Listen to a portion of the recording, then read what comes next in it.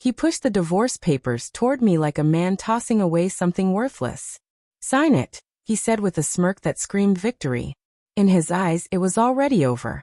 The signature was just the last move in a game he thought he had won. My wife leaned back in her chair, arms crossed, studying me like a predator eyeing weak prey. "The judge is a friend of mine," he added with a smug grin, tapping the document. "You're walking out of here with nothing, soldier." I didn't flinch. I didn't speak. I simply stared at the pen lying on the table.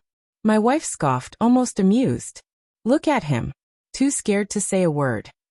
They mistook my silence for defeat. But it wasn't fear. It was strategy. I used to believe in values, duty, loyalty, love.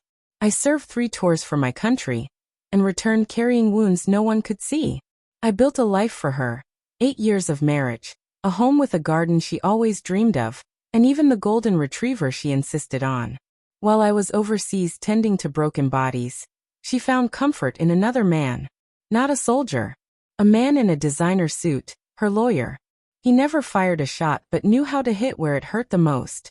One time, I came home earlier than expected. The air in the house was thick with her perfume and his cologne. They didn't hear me walk in. I stood in the hallway long enough to memorize the sound of betrayal. No yelling. No confrontation. Just a long look at the closed bedroom door before quietly leaving again. She didn't know I'd already found a lawyer, sharp, discreet, and well acquainted with people like her charming new partner. "You don't fight by shouting," she told me. "You win with evidence." So I listened. I collected. I traced every suspicious bank transfer, cataloged every fake expense, and saved every intimate message tucked away in a cloud folder labeled groceries. I even installed a hidden camera in the study, recording their whispered courtroom strategies, and how they planned to tear me apart like a worn-out war dog. When the court date arrived, I dressed in full uniform, not for her, but to remind myself of who I was.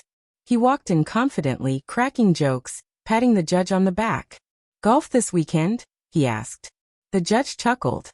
My lawyer remained calm. She gave me one look, a nod. That was the signal. We waited as they performed their victory routine. Then I stood. My voice was steady, even. I opened a thick envelope and laid out everything. Bank records, surveillance photos, recorded conversations. I included a notarized statement from one of his previous clients accusing him of misconduct. And to top it off, there were private texts between him and the judge, hacked from a burner phone. The judge's face went ghost white. My lawyer calmly requested a new venue. Silence fell. The judge, now clearly shaken, had no choice but to step down. He tried to recover, but it didn't matter. The bar association was already waiting in the hallway. His smile vanished. And just like that, the arrogance they wore like armor shattered. Outside, my wife caught up to me. Her voice dripped with venom. "You think this makes you noble? You spied on me." I looked her in the eye and replied, "No. I watched you dig your own grave." She tried to react, but the words didn't land. The script had changed, and she didn't have a new one. I'd taken the pen and rewritten the ending. I didn't ask for the house or the car.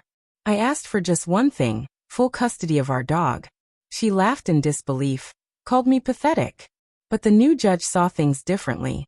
Said I had no record of cheating, no hidden money, and a clean slate. Said I'd given enough.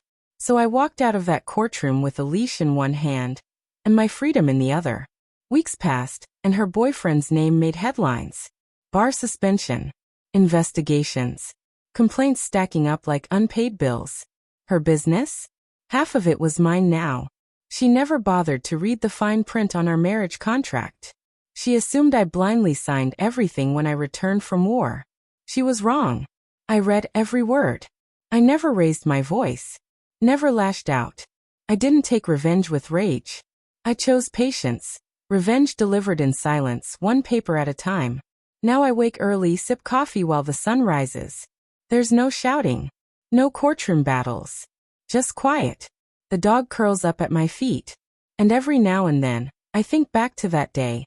How sure they were, how loud their confidence rang. They believed I was broken. But you don't break a soldier. You just give him time to take aim.